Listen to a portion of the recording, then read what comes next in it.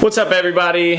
Welcome to the Eclectic Hour podcast. My name is Tyler Mimault, and I am not your host. That would actually be this guy, Andrew Mimault, but we're doing things a little bit different here today, and I figured you guys should get to know him a little bit before he starts, questioning others. So we're going to get going with this, so introduce yourself a little bit.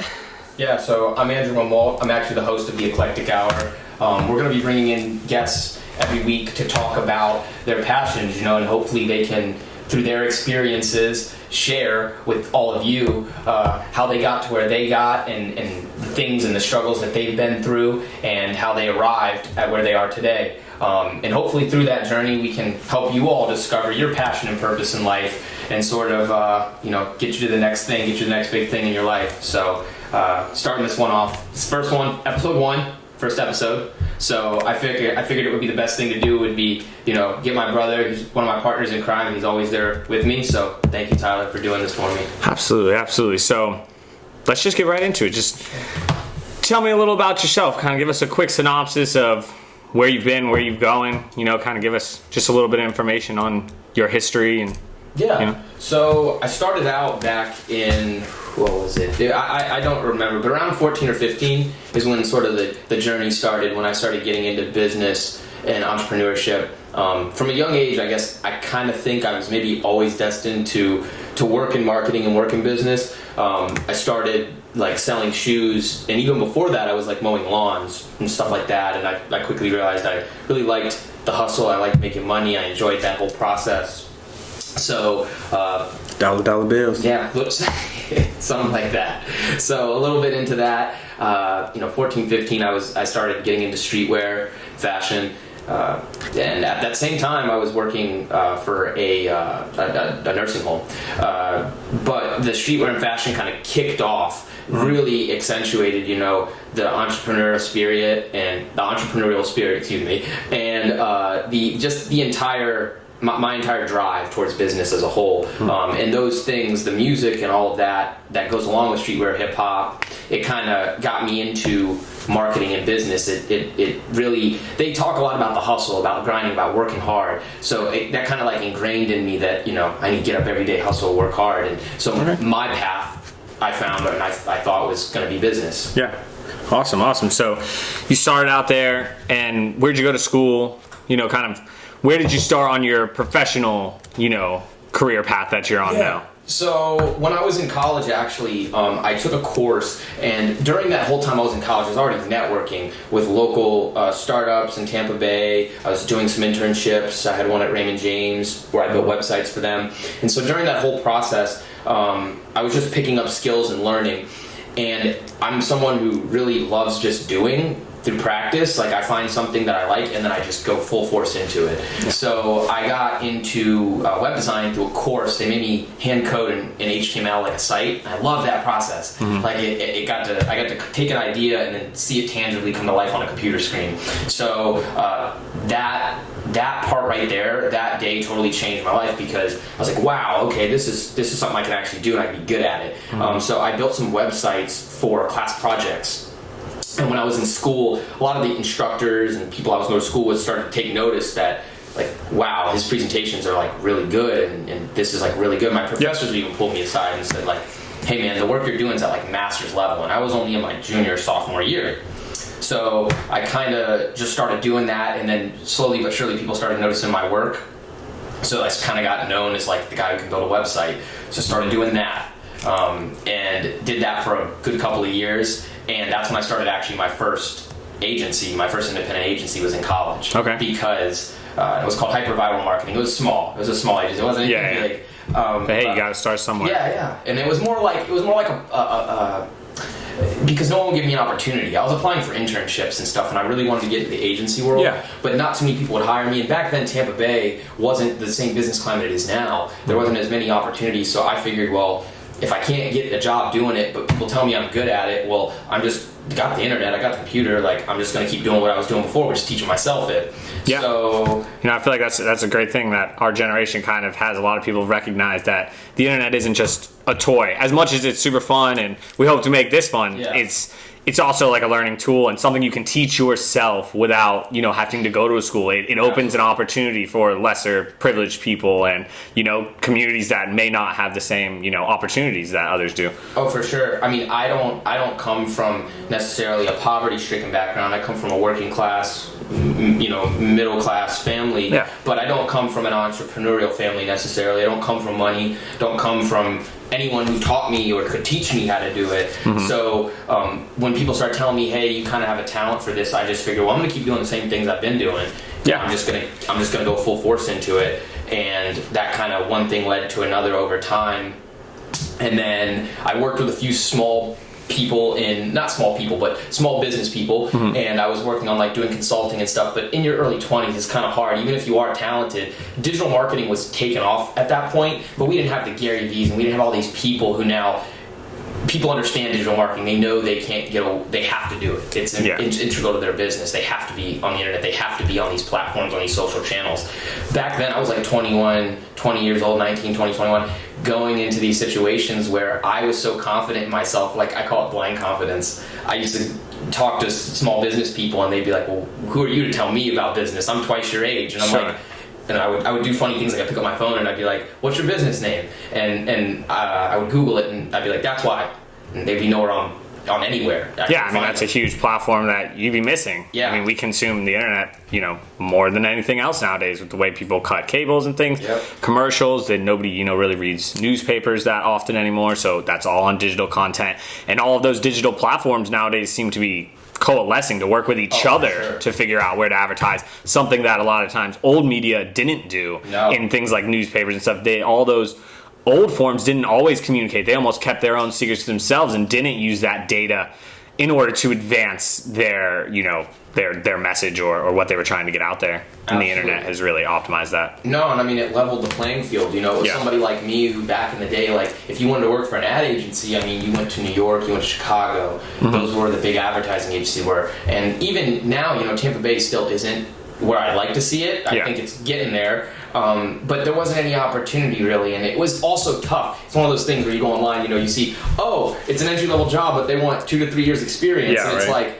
well, no one's even letting me have an internship or work for free. The classic 2 to 3 years experience in a first-year job. Yeah. So I kind of was just like, well, that's kind of crazy, And so I actually developed 2 to 3 years experience before I even got out there. Yeah. Because I just took the initiative out of frustration and it was part frustration, part like I just felt compelled to do it. And I feel like that's a big point to touch on. For all you listeners out there, listen to this. If you don't have experience through a company and no one will give you experience, you can build your own experience. If you get out there and do the work, somebody might not be paying you at the time, somebody might not be motivating you at the time, but that's kind of up to you nowadays. You have the resources out there.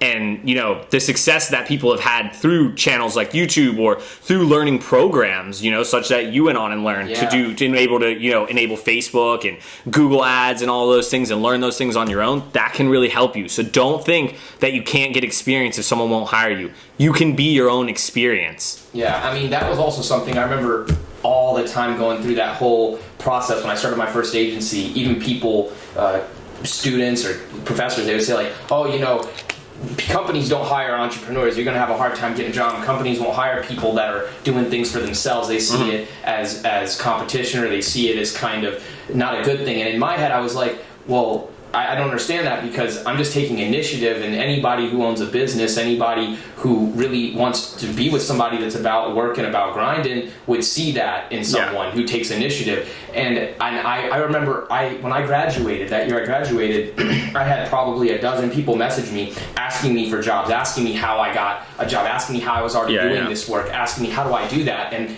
I had been telling them, this, I would always say the same thing, like, I've been doing this. You have to just get up and go. You have to get up and start. There's nobody going to tell you what to do. And even if you are fortunate enough to have a mentor, somebody to tell you what to do, they can't do the work for you. Yeah, I mean, I have a mentor. I've got a couple of mentors.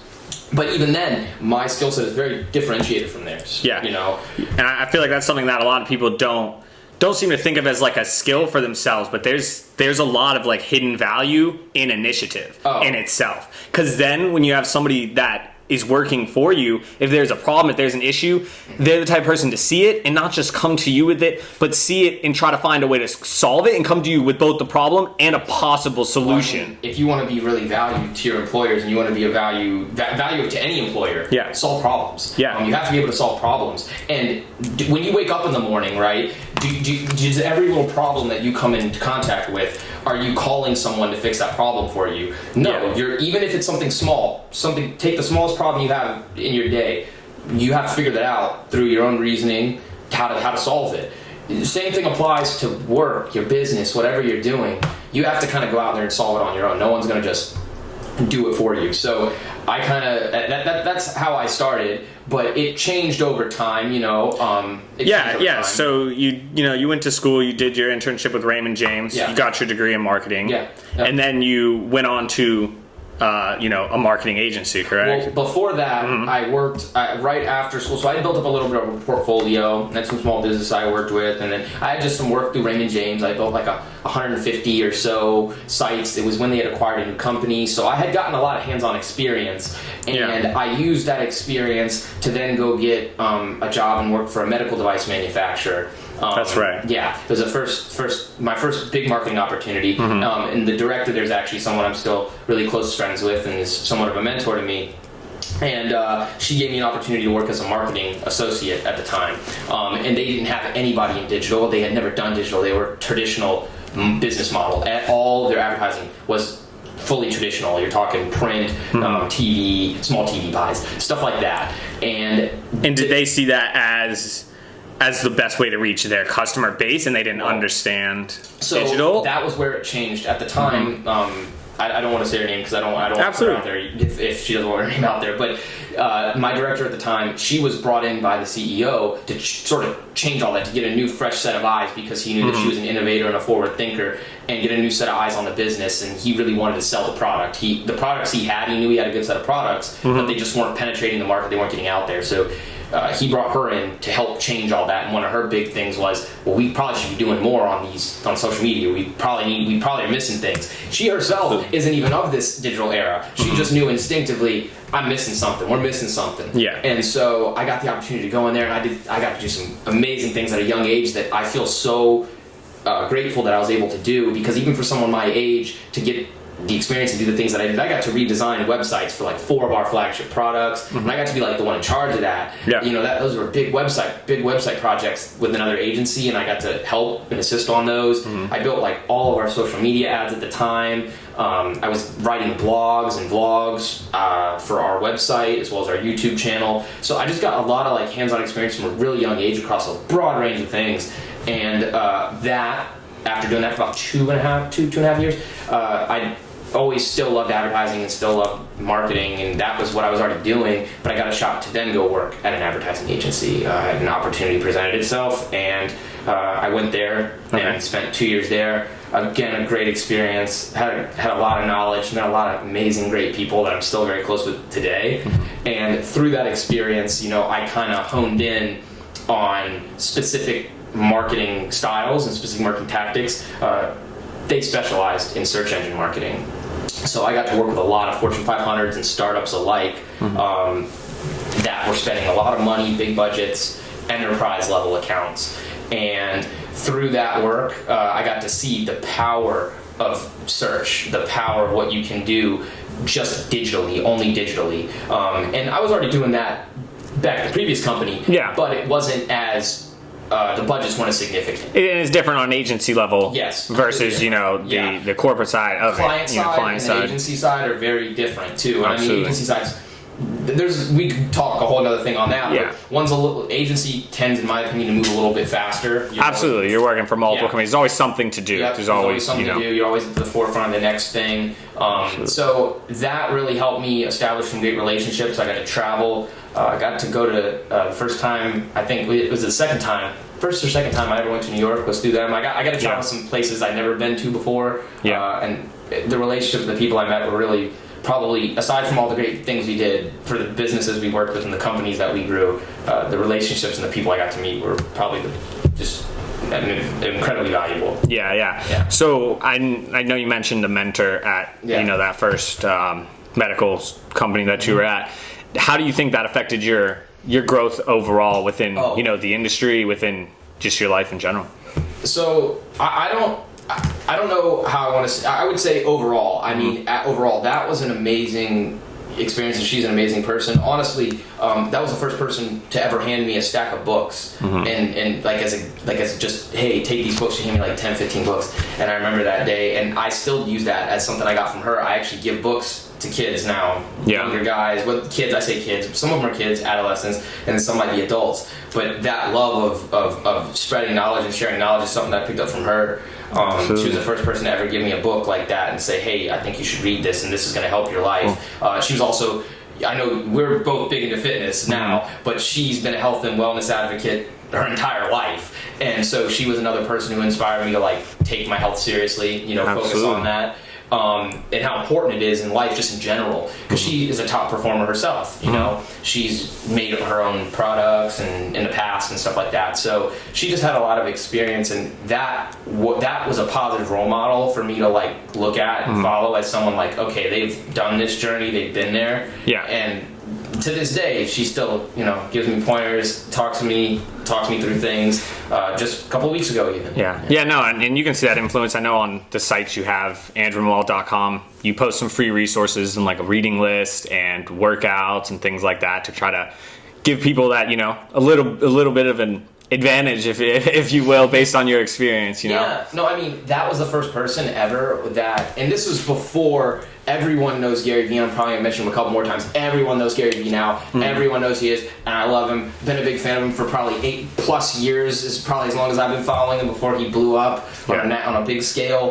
But even back then, the stuff that he talks about, where giving before you take, giving. I don't even know if she knew who Gary Vee was, but she'd been doing that's how she lived her life. Like she just gave and gave and gave and gave and never asked. But because of that giving and that's just who she was, she's been immensely successful in her life, and giving some of those free resources like I do on my site, and I want to continue to do more of that. I want to expand on that. Like I started my Instagram page where I show my workouts and stuff, and that all came from people ask me for my workout routine. They ask me, what are you working out? What have you been doing? What are you taking? So just spreading that little bit of knowledge, because there's a million trainers out there, and I get mistaken for a trainer or all the time now, but it's crazy because that took 6 years to get to that point, so it's just about giving what I can, and just growing from there, and hopefully people see value in it. I mean, I'm just trying to provide value in any way that I can, and the knowledge that I have, because nothing I do or say is new, for the most part. I mean, we all put our own spin on things, but like, I'm self-taught, so I had to learn it somewhere. I had to learn this stuff somewhere. I mean, I pick up knowledge. That's one thing I've always done, is a lot of my friends and mentors say I pick up things and take things and pretty much like mold them together from a variety of sources. Kind of like this is how I always been. If I like something and I feel like it can apply to my life or a given situation, I'll take it and use it for what it's worth. And something might be completely unconnected. They might be two things completely different. But if I can take those two things together and merge them to create something new or create an outcome that's positive, then that's what I try to do. No, that's good. So, I know you worked at a few marketing agencies and stuff, but from what I know, you also are an entrepreneur, and you've worked with many small businesses and businesses owned by people who have now become some of your best friends due to the work that you've done with them and stuff. So I just kind of want to give everybody a chance to kind of hear about some of that work you do on more of the entrepreneurial independent side, as opposed to just what you do within an office. Yeah, for sure. I mean, and that's another really interesting thing. Like, there's all these titles and stuff, like entrepreneur, and we'll probably talk about it a little bit, but like artist and marketer and all these things. I've never liked titles, and I don't like this idea. Like, even when I was in school, I think if we go back to my Twitter, you'll probably see, like, back in 2013, 2012, I was like, we're all so much more than a title. I would say these things, and it's because for me, it's not about any of that. Like, I just like creating, I'm just pulled to do things. So like when people started calling me an entrepreneur, I totally rejected that. Like, I'm like, no, I'm not. Even when I go over to my one of my best friends, when I go to Brandon's house and his grandmother, when she introduced me to all her friends, she's You know, she's always like, "Oh, this is Andrew," and they're like, "Oh, what do you do, Andrew? What do you do for a living?" And I'll start. He's an entrepreneur. He does a lot of things, and so it's not something that I have always been comfortable calling myself because I don't look at it like. Do you take pride in that title? I don't really think I don't think I take pride in it. I think it's more about the actions you take. A title doesn't mean. But do you take pride in the fact that other people call you it, not necessarily you calling yourself it?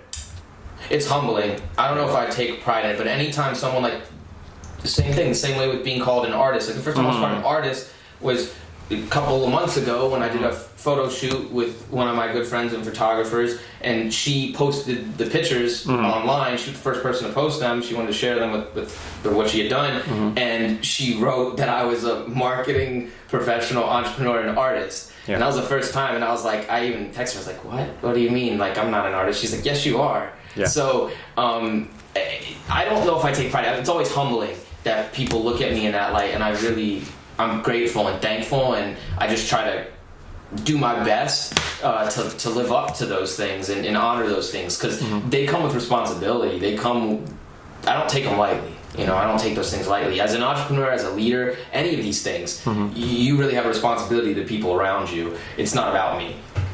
So I don't know if I take pride, but I do appreciate it, and I really do. I mean, it's always good to have people, you know, recognize you for something. Yeah. You know, they recognize you for your achievements and, you know, the work that you put out and stuff like that. You know, I mean, when it comes to the entrepreneurial thing, like I started doing that stuff too. Was like I said, was back in college when I started doing that. Yeah. So like let's talk about some of that. Like I know you've worked in fashion, clothing, streetwear, things like that, multiple, you know, different avenues, and worked with, you know, major brands throughout that. So could you just give us some of your experience with that? Like what are some of the things you've done?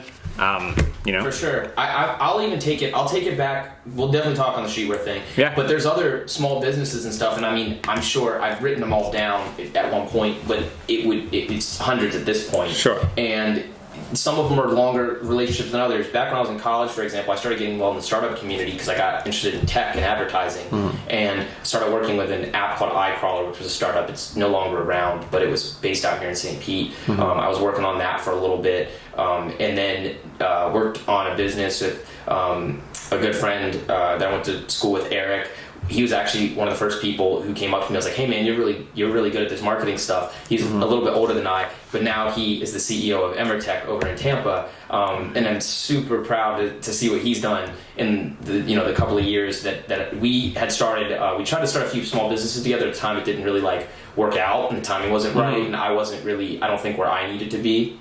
But he's gone on and he's been super successful. So during those periods, there's all these trial and error periods where, and that's the other thing too, as an entrepreneur, there's going to be a lot of failures that you don't ever hear about. You hear about a lot of the successes, but there's failures in between there. The fashion thing is something that's always been there, in streetwear in particular, for me. And so during that time when I got into tech and stuff, I mean, I was the guy. I was coming to school, to college. I did not look like an I was wearing Jordans and a tank top, and I wore these big Goodwood necklaces and stuff. Oh yeah, no, I remember. Yeah, we should throw some of those pictures up on this website. No, we definitely should throw some. I'm gonna find some for y'all. Don't you worry. No, we have to take it back. But I used to do all that, and that was what threw people off. That was kind of what I think, in a way, kind of got attention, was because I didn't look like a guy who would get up there and do a presentation and kill it and do build a full website for a presentation or do a fully integrated marketing campaign, because I come to school in cargo shorts and baggy clothes and J's, and people are like,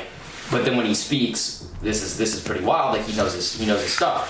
So you can't always judge a book by its cover. We were talking about books. Yeah. So what was happening during that time was, when I was working on all of these things in school, I was always sort of fashion forward. I kind of did not look like your average college student. But the streetwear thing, that I helped that boutique. I've been tight with the owner. We've been friends, good friends. He's like a brother to me for a long time, since I was 15.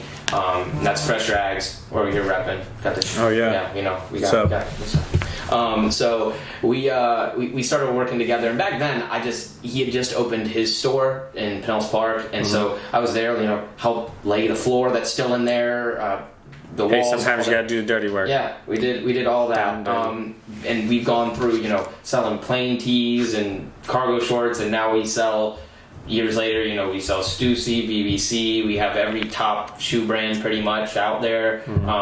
As I got older and got, more into advertising, more into web design, and my skills got better, then I started using those skills to help grow his business as well, because, I don't know, it was just fun. It's like fun to me to do this. So, yeah, it gives you a creative outlet a little bit more than the corporate world or something. You're working with someone who you intimately know and they know you, so a little bit bolder plans and ideas, can go over a little better. You can try things out and see what works, Yeah. Because you're toying with something that is, your guy's own, not somebody else's, corporate entity or something like that. Yeah, so what I did was essentially I helped him build his site. It's a couple of years ago now, but I helped him build his website. And we always kind of work together. We look at different brands together.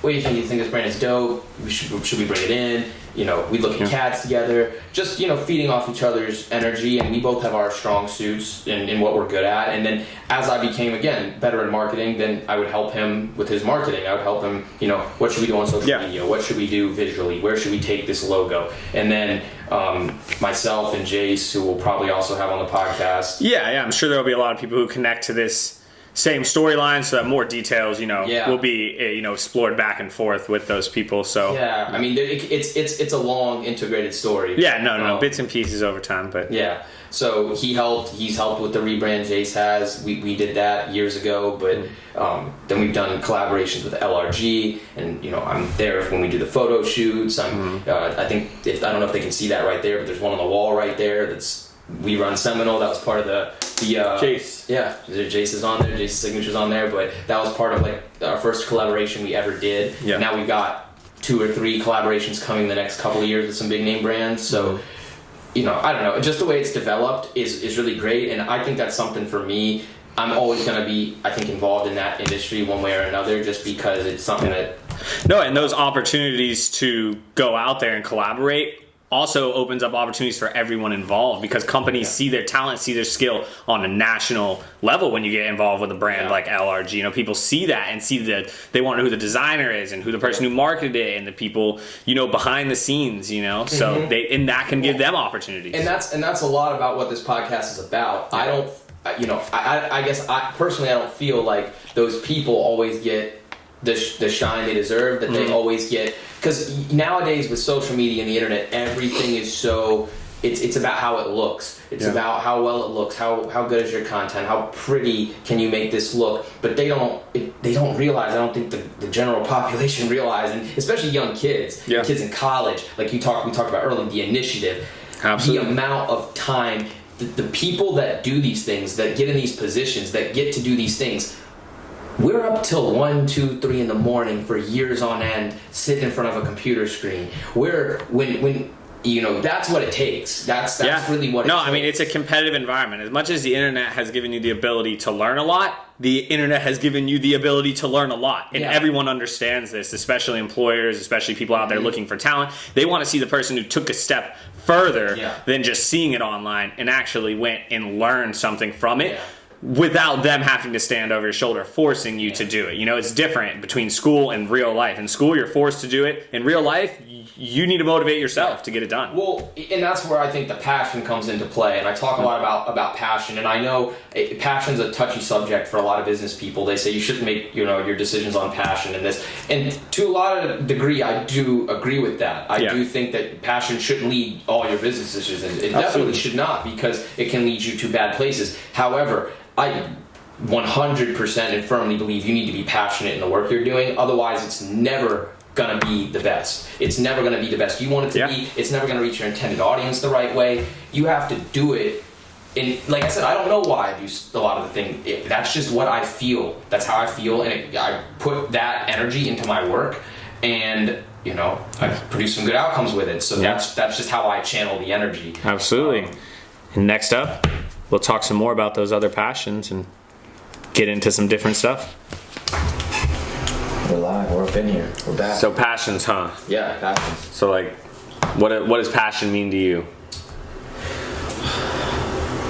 Never really. I mean, if I really had to think about it, to me, it's kind of just following your gut, following what you you feel, following what you're compelled to do naturally, not doing things that are forced, doing what is true to you, true to your heart, true to who you are as a person, and staying true to those things. I've never really thought about how I would define it, just because it's always instinctually been there. And most people who have it, just you see it, you know it.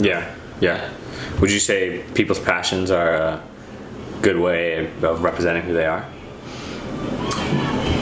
To some degree, not always. I mean, I think sometimes that people can get wrapped up too much in passion. I've done a lot of things that I'm not passionate about, right? One of the things I was always terrible at was math. Never been good at math, right? But I knew that I needed to get really good at it, and I wanted to get really good at it. So I spent 2 or 3 years while I was in school and worked really hard on statistics and stuff. I wasn't passionate about it, but I knew that I needed to do those things in order to get to where I was trying to go. So I practiced math, I practiced statistics, I studied really hard so I could get good at it. So that's just kind of, where I went with it. I don't think that you need to be passionate about everything that you do. Because some things are just hard, and you're not going to have a passion for them. Most people, fitness. At first, I didn't have a passion for that, right? It was just something I knew I needed to do, and you kind of helped me along that journey. And I fell in, it became a passion over time. Yeah. So, give us, what are some of the things you're most passionate about? There's a lot of things. Like I said, the list goes on, because I'm passionate about business and marketing and entrepreneurship. I'm passionate about helping other people, spreading knowledge. I'm passionate about civil rights. I'm passionate about equality, respect. I'm big on personal respect and just respect for yourself and respect for others.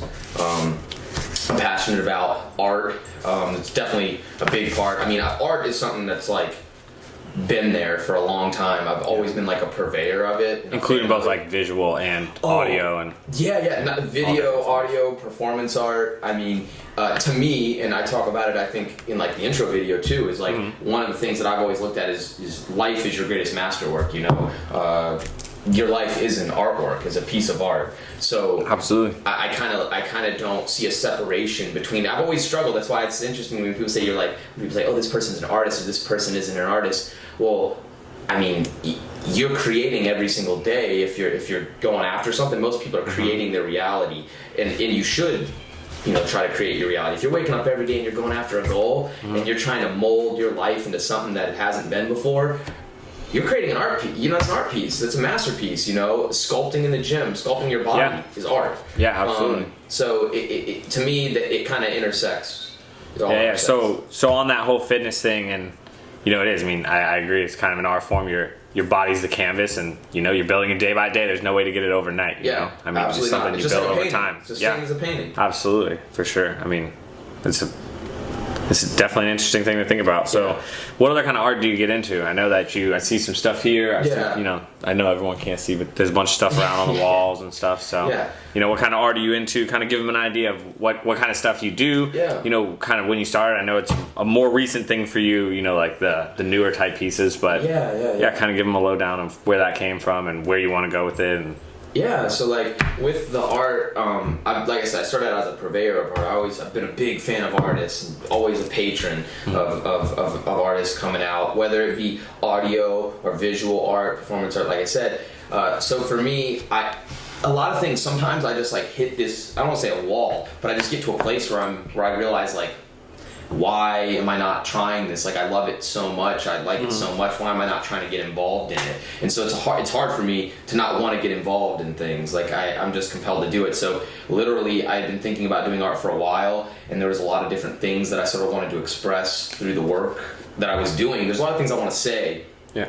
A lot of stuff I have to say, but maybe necessarily I don't want to do it through words. Maybe I want to do it visually. And visually, I know. We talk about video. Video goes a long way, so do images. That's why we have things like Instagram and social media are so compelling. So I figured, what better way than to start maybe explaining some of these things and expressing some of these things than through art. And I already I had so many ideas. I have journals and journals and journals and books of things, and I collect ideas, and if I have a good idea, I write it down. So when I decided to jump into making my own art, I had already had I don't know, probably 50 or 60 different ideas on paper of things I could start doing.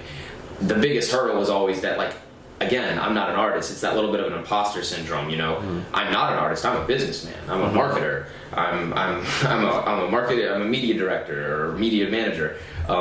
So it kind of was like outside of that, what we are. But again, it's back to that title thing that I talked about earlier. It's like, what really are you, though? Are you really telling yourself you're something, and that's what's literally limiting you for who you are and what you are?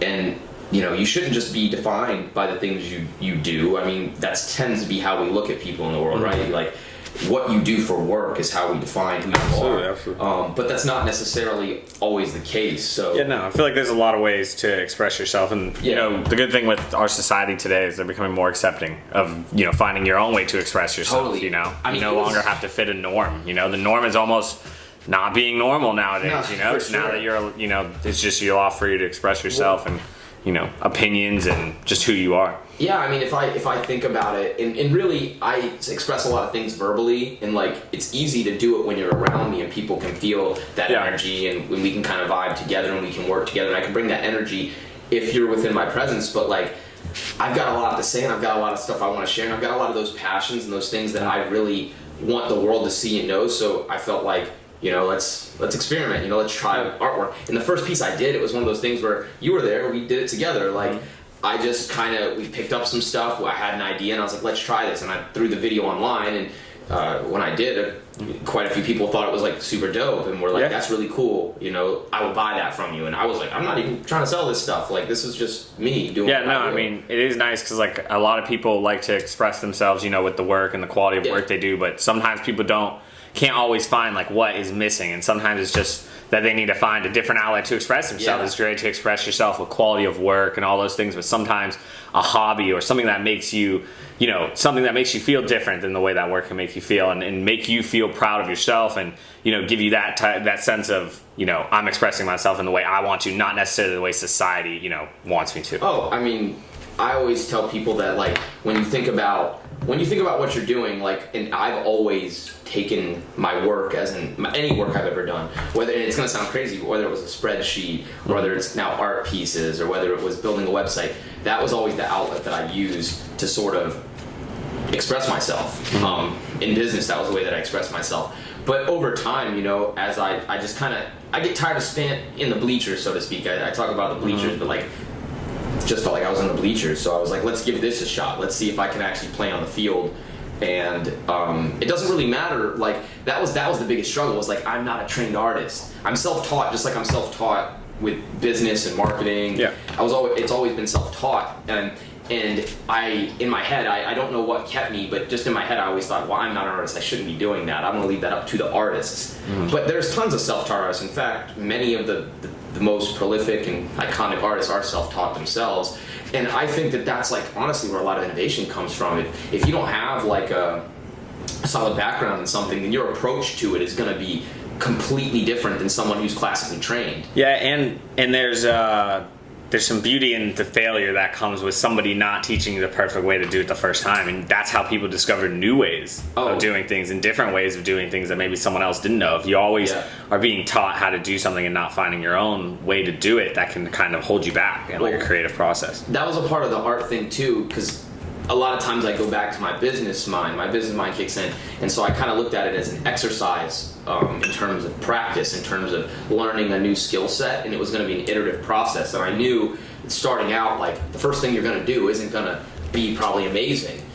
It's not going to hit, and people aren't going to like it. But I never really was worried about it, but I knew that going into it. And so I just established from the beginning, like, this is going to be an iterative learning process. Just like the first time I built a website, it was trash. It was so bad. It was just one page with like a few words and a blank background, you know?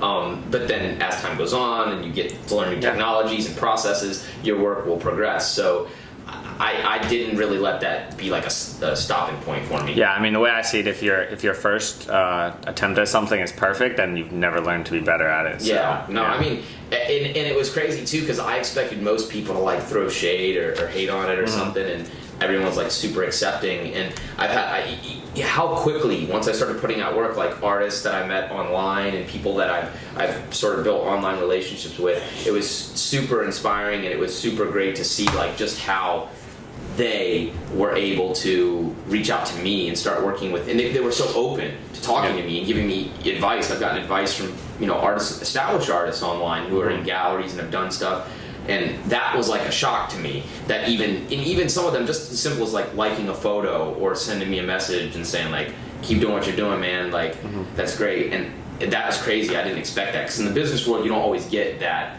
immediate it's like love type. It's a competitive environment. And same thing with art, it's a competitive environment. Yeah, absolutely. So I wasn't expecting for people to be so like, hey man, keep doing your thing, you know, keep practicing, keep pushing forward, keep trying. And no one, I still can't think of anyone who said anything negative directly to my face. Don't get me wrong, like I'm not Picasso, I'm not Van Gogh. It was really just an exercise in fun and learning how to deal with problems. Honestly, it's like problem solving. I remember I watched a Joe Rogan thing one time, and he said that MMA is like high stakes problem solving.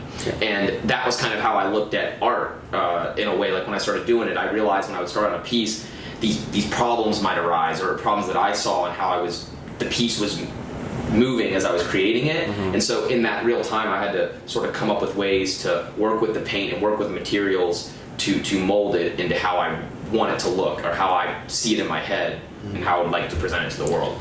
So like kind of just piggybacking off this idea of, you know, art and kind of like developing an idea and stuff, I feel like it's worth, you know, talking about. You have multiple tattoos, and you know that kind of touches both on art, as well as, you know, when you work with a tattoo artist, you kind of give them an idea and let them, you know, go a little bit free and develop that, and kind of form, you know, like how you both see, you know, like what you're looking for, you know, the end result. And, you know, so I kind of just wanted to give you a chance to explain, you know, like kind of how, you know, how you got into tattoos, you know, like what you like about them, how you like the art form, and kind of just your idea on them. So like tattoos, that's probably another thing I should have mentioned. Like, I mean, that's art to me, that encompasses art. So I've been passionate about that. I actually, that's probably from the hip hop and from rap and stuff like that. You know, growing up, a lot of the people that I looked up to from like these guys are cool, like these are cool, you know, art influencing other art. It was like those guys, or it was like even guys like,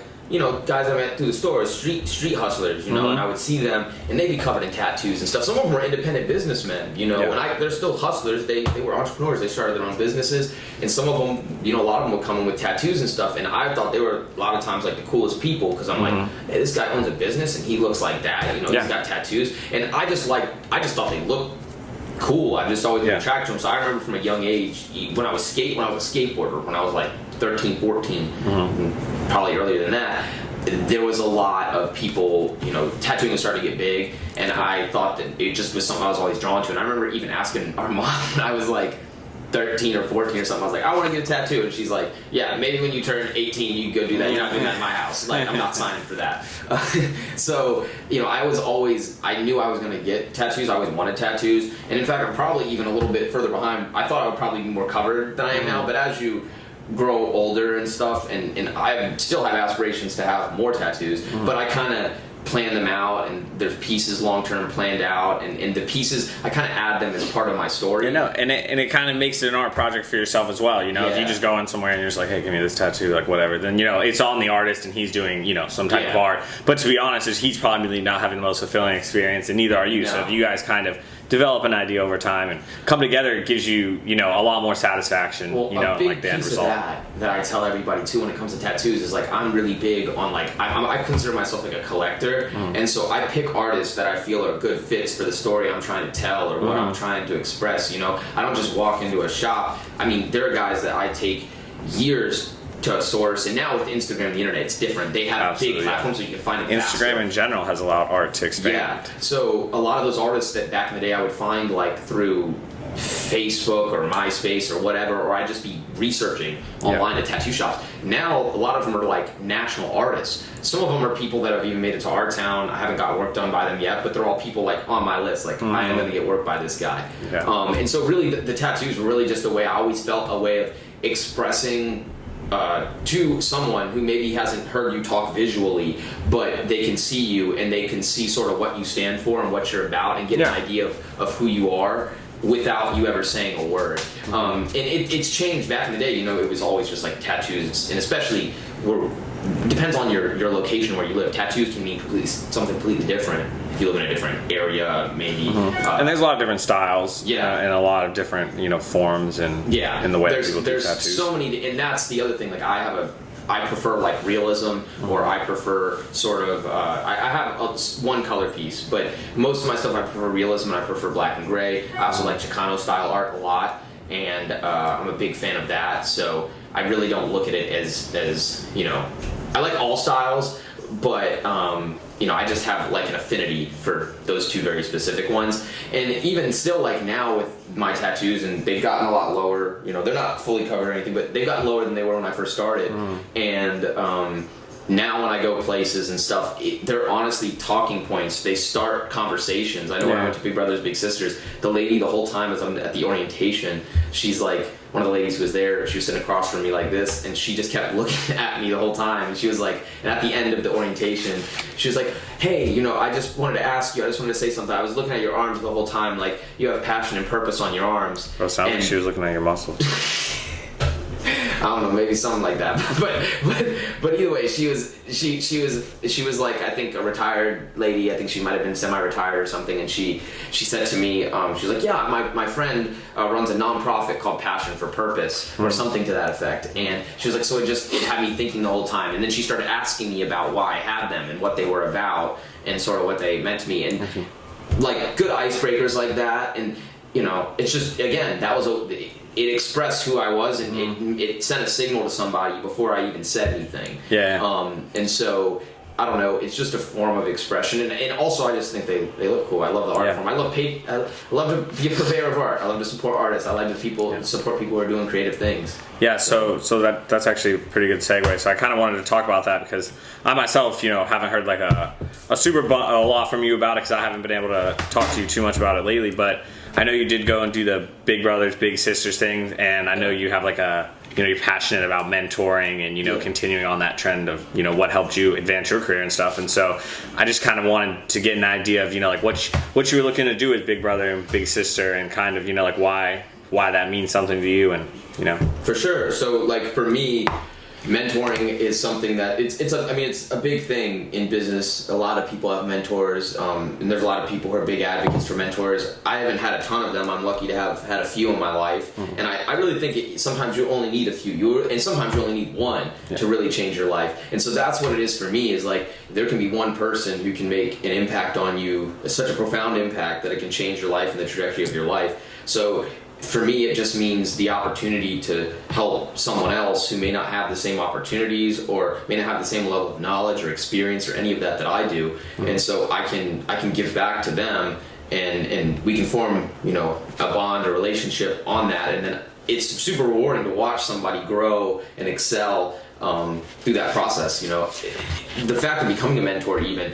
wasn't something that like I necessarily originally sought out. I thought that I was going to be doing or sought out to do. I had I've actually mentored like a couple of younger kids and younger adults that like reached out to me naturally, you know, through the internet or through friends, through peer associations, and they were just like, hey, would you mentor me? And so when that started happening, I was kind of like, whoa, okay, kind of a little off guard, you know, like, it's crazy to be in that position when you yourself have had people mentor you and help you through things, but then when people start coming to you seeking advice and looking at you as someone like as a leader, as someone who they aspire to sort of have some of the same characteristics as, it's kind of like a privilege, you know. And I feel like you have to honor that, you know. You have to honor that privilege. You can't just, I don't know, you can't just, we're all here for a greater purpose than just being self-servant and you know, doing things for ourselves.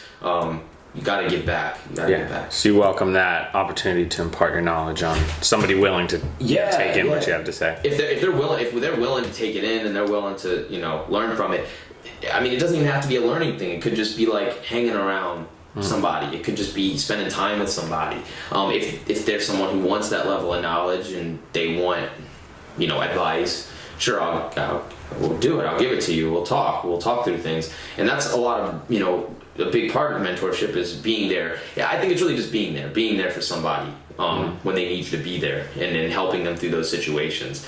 We all can't get through life completely by ourselves. We're all connected. So it's just looking out for one another and, taking it a step further. We'll see. I'm still pretty young in it, and I'm still early on in it. I'm sure I'll get the privilege of mentoring other people as well. So hopefully that all goes well. We'll see how that goes, because the program, I went to the interview and I haven't gotten paired with like a little yet or anything like that. So still going through that whole process. But either way, whether or not I'm accepted into the Big Brothers Big Sisters, whether I work with them, I would love to. But whether or not I do or do not, I'm still going to end up mentoring people. I'm still going to end up helping other people. I'm still going to provide what knowledge I have and try to help people at large, the community at large. Yeah. So regardless. Absolutely. So kind of random here, but we're just going to change it up a bit, bro. We're just going to go, I'm just going to send you on a quick fire question round. So, make these short and sweet, bro, okay? Short and sweet? Yeah, give us your favorite food. Oh. Bro, I said short and sweet. Favorites. Yeah, you got to pick one, man. Oh, man. Hurry it up. Oh. I'm off the chicken for sure. All right, he's a chicken guy. Yeah. You a hype beast? I see all this Stussy around and stuff. Oh, you're ridiculous. Don't even go there. Stussy, a hype beast. Stussy's not hype beast. Hey, I'm just asking questions. Stussy's classic. Let's hear about the most unpopular opinion you hold.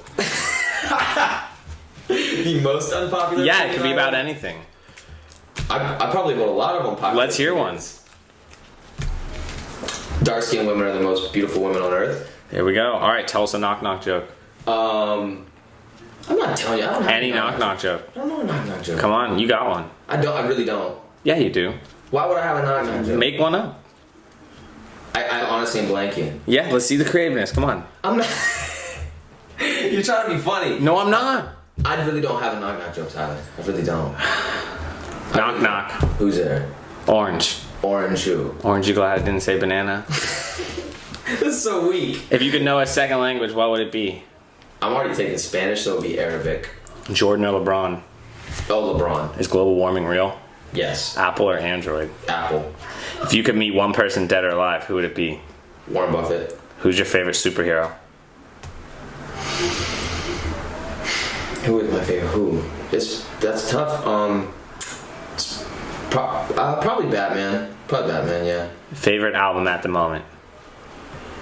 It's Young Scooter's new project, Scooter's project, or Hood Rich Pablo Juan's new project, DMV. If you could have one superpower, what would it be? Super fast reading. To be able to read super fast. And what's your latest business venture? It would be the Eclectic Hour, probably, because the cleaning company is one that I've been doing for like 2 years. Okay. I've just sort of been going full force into that, but definitely the Eclectic Hour is that's a business that's venture. The Blue Palm cleaning service. Yeah, that one is something that Yeah. So let's touch on that. Came out of kind of give us some information on what it is, what you're looking to do with it, what you've done so far. Yeah, so that was actually something that it was an opportunity that just came out of nowhere. Nita actually came home one day and she had made some money, and she was like, "Oh, we're gonna go out to dinner tonight." And I was like, "Why are we gonna go out to dinner?" And she's like, "Oh, I made some extra money today." And I was like, "What do you mean?" And I don't forget how much it was. It was $700, $600, something like that. But either way, it was a substantial amount of money. And I said, "Where'd you get that?" And she said, "Oh, I have clients." And I was like, "What clients?" She's like, "I clean people's houses after work sometimes." And when I realized how much money it was, I was like, "How long did that take you?" And she's like, "Oh, like 4 or 5 hours." And I was immediately like, "You made that in 4 or 5 hours from cleaning it? You have a business." And so immediately, within a couple of days, she didn't know how to do the paperwork or any of that stuff. So I kind of just took it upon myself to help establish that business for her and go, file the paperwork, get it official, all of that. And it kind of has just morphed into, we look at it, I look at it as a commercial and residential. Trying to go more commercial. Obviously it started with residential clients. Yeah. But long term, want to take it residential, as a residential cleaning service. our motto is enhancing everyday environment. So for me, and the way I look at it is cleanliness to me is like very important. Having a clean environment is really important, not only just for like your living space and you want to have a nice place where people come over and you can impress others. Other people won't think your house is dirty or nothing. More so than that, it's about the organization and the things that brings to your life. Having a clean, safe, healthy place to live and work in. And that's where enhancing everyday environments comes from. I really truthfully believe that it's more than just cleaning. It's enhancing your space as a whole so you can have a clear mind, a clear place to work and live. Yeah, so like tell us some of the things you've done for it. I know you like built a website, you did some design that allowed you kind of to both use your passion for business and marketing and those things, as well as your passion for art and the design process of the logos and the color schemes and the just the whole website in general. So kind of can you tell us like what you've done, what you're working on? Well, it started 2 years ago, and I like the way my mind works, like once I have an idea, I just kind of go. So when I came up, it took me a good while. I wrote down like 10 or 15, 20 different names. And I kind of went through color theory. There was a little bit of color theory in there. The reason I chose blue. And then we're from Florida, I'm a Florida-based company. Hopefully it goes bigger than Florida, but started in Florida. So palms are something very synonymous. Palms are also synonymous with like, royalty a lot of times and things like that. And so I really just liked the imagery that played out there. And so I just kind of combined the two. And then I found out that a blue palm is actually like a real palm tree. It's kind of rare. So I thought that was even cooler. And so it just kind of worked out. And then I was sketching one day actually in a bar, and I was sketching and I sketched the logo for it, sketched the design, the idea, the layout, worked with a couple of people, designers online. And then just kind of took it from there. The website, I built that like 2 years ago. It's actually in the process right now being redone. It took me, a little while to launch it. It took a little while to get through it, but I'm kind of redesigning it now because it was kind of outdated. So did that. I've done all the print design for it as well. So I've done like the flyers that we create. I've created all the slogans, all the color. And is that site live right now? Is it something people could go visit and look at? It's not live at the moment. Actually, by the time this podcast goes live, it'll be live. Okay. So what's the web? It'll be bluepalmcleaning.com. Okay. And it'll be on there. And I'll put a link. I'll put a link, in the description, and I'll put a link down there. And or maybe even overlay it in here. We'll see. But I'll put it in there.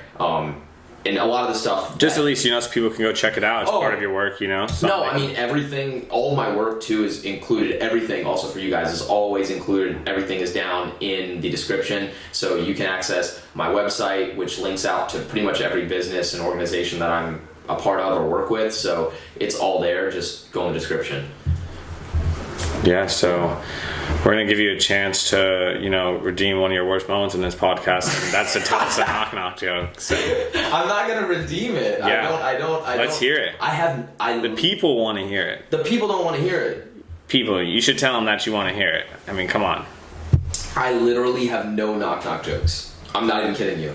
I mean, it's something that I think you should work on. I mean, we can work on it for the next one, but I don't have it. Well, guys, in the next podcast, he will open with 5 knock-knock jokes. That will knock your socks off. He's setting the bar really high. Yeah. I didn't agree to that, but I'll think about it, I'll work on it, and I'll come back with some. I mean, you guys should comment and tell him to do it, for sure. Well, that's pretty much all we got for you today. I'm sure we'll do, another interview at some point with him, but... I'm sure people will learn more information. We reached over the time. So this is me signing off. I'm Tyler Mimault. This is Andrew Mimault, and I'm gonna let him give you guys a little sign off, and I'm gonna get out of here. So it was nice talking to you. It was nice talking to you, Andrew. No, I really appreciate you. See you guys later. To host this. Absolutely. Go through this with me. Peace out. Let's do it. Alright guys, thank you for joining this first episode of the Eclectic Hour. It's been great having you. I really appreciate Tyler taking the time to sit here and interview me and ask me some crazy questions. I hope you guys enjoyed it as much as I did. Let me know in the comments. Like, comment, subscribe, and let me know what you like, what you didn't like. Let me know what you want to see. We're going to have a few more guests on here very shortly. If you want to be on the podcast, if you think you'd be a good fit, let me know, and I'd love to sit down and talk with you, and we'll shoot an episode. keep pushing everyone.